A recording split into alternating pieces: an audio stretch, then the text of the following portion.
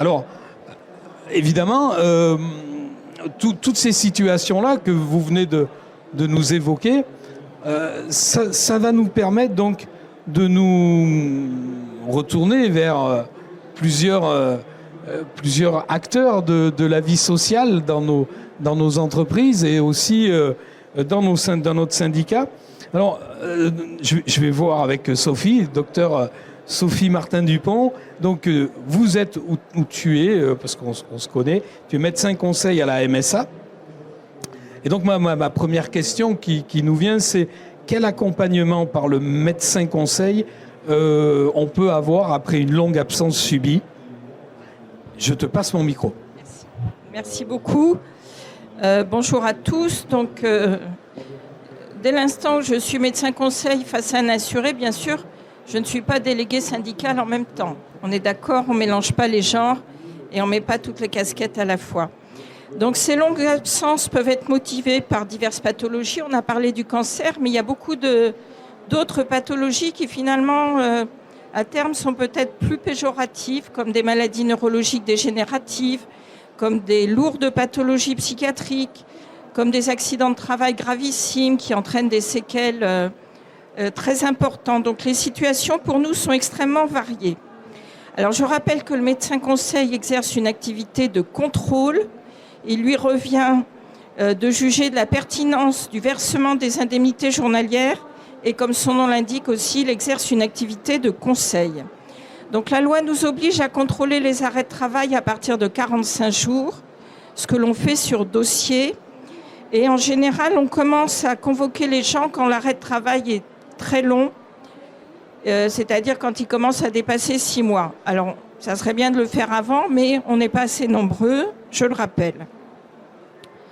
Alors, pour certaines pathologies comme les cancers, par exemple, ou les grosses pathologies psychiatriques, on attend 1 an. Pourquoi ? Parce que ça ne sert à rien de convoquer quelqu'un qui est entre une chirurgie, une chimiothérapie, une radiothérapie. La personne va venir, elle va se sentir agressée, et ni elle ni moi, on va comprendre ce qu'on fait là. Parce que de toute façon, il faut que le temps des soins soit terminé. D'un autre côté, il ne faut pas attendre trop longtemps. Il ne faut jamais, ça j'ai appris ça à l'hôpital, il ne faut jamais abandonner quelqu'un. Parce que la personne, alors vous avez des gens qui arrivent complètement stressés dans le bureau parce qu'ils pensent qu'on est là pour les remettre au travail de toutes nos forces, ce n'est pas vrai. Et d'autres qui sont contents de venir parce qu'ils pensaient que on les avait enterrés avant qu'ils soient morts, il faut le dire comme ça. Et donc, il y a beaucoup de gens, finalement, qui sont contents de nous voir. Alors, je vais essayer de ne pas être trop long parce que vous pourrez toujours poser des questions. Donc, le contrôle, est-ce que l'état de la personne est stabilisé ou pas ? Effectivement, parfois, on arrête les IJ parce qu'il faut rappeler que le temps de l'arrêt... Les IJ, pardon, c'est les indemnités journalières pour le commun des mortels. Hein. Le versement... L'arrêt de travail, c'est le temps des soins actifs. Quand les soins actifs sont terminés et que l'état est stabilisé, il est temps d'ouvrir une autre page. Néanmoins, dans les soins actifs, on compte le temps partiel thérapeutique. Et ce temps partiel thérapeutique ou temps médical, temps de travail léger, pour nous, c'est très important. C'est quelque chose, après une longue absence, qui devrait être quasiment systématiquement prescrit, qui doit être organisé avec le médecin du travail et avec l'employeur. Si l'employeur ne veut pas, on n'y peut rien. Et nous, on est juste là pour donner notre accord.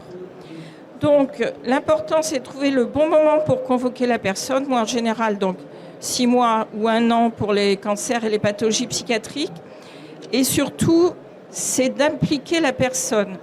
C'est-à-dire que la personne, il faut... Alors, on a aussi ce problème de la désertification médicale. Les gens se sentent aussi abandonnés par leur médecin traitant.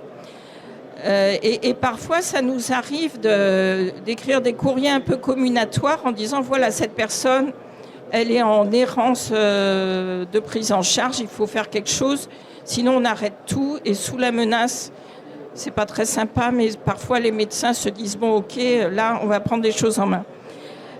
Donc, on a aussi ce côté conseil.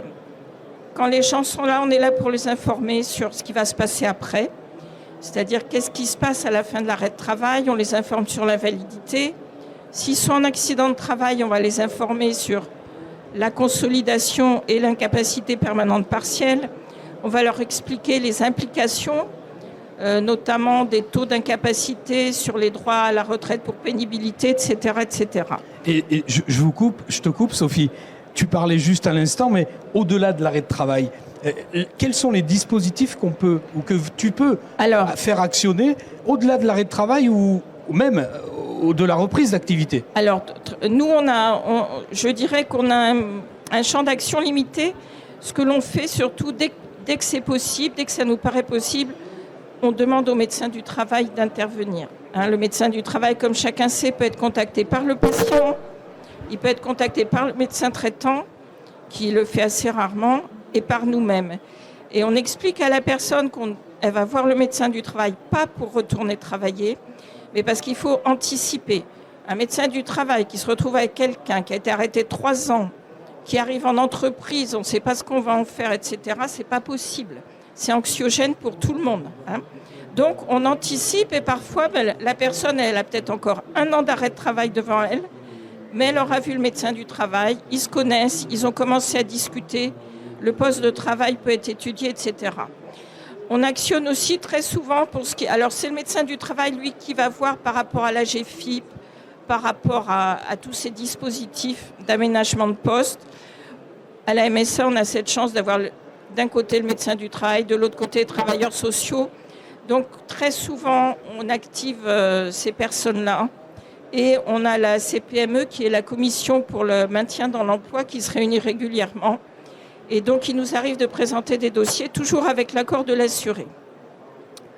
Voilà, ce que je voulais dire, c'est surtout que ce sur quoi je veux insister, il faut que la démarche soit proactive. C'est-à-dire, c'est pour ça qu'il ne faut pas laisser les gens s'endormir dans leur arrêt de travail. Et il faut que la personne ne subisse pas ça. C'est-à-dire, il faut arriver à faire d'elle l'acteur de sa reprise de travail autant que faire se peut. Et qu'elle ne soit pas en position de subir un retour dans un milieu professionnel qui pourrait paraître hostile. Voilà, donc nous on est au fond de notre petit bureau, on ne peut activer que, je dirais, les mécanismes à notre portée, mais je pense que si le médecin conseil oublie la personne, il va manquer quelque chose. Je pense que vraiment, on doit être dynamique, quoi. Oui, et alors merci Sophie pour tout ce que tu viens de nous apporter comme éclaircissement. C'est vrai qu'aujourd'hui, dans nos entreprises, on a un peu cet a priori de dire non mais quand quelqu'un est malade, il faut le laisser tranquille. Il faut le laisser tranquille, il faut l'oublier un peu. Non mais justement, je crois que les choses sont en train de changer.